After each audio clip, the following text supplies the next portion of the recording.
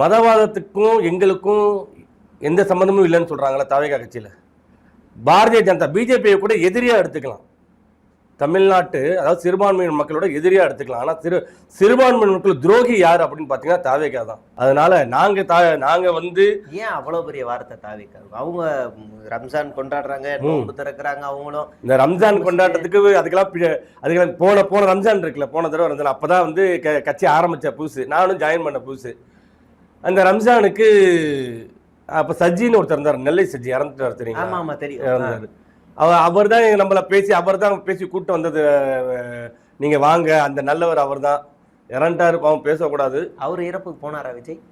போகலை. ஓகே. அவர் இறப்புலேயே ஒரு மர்மங்கள்லாம் இருக்குது.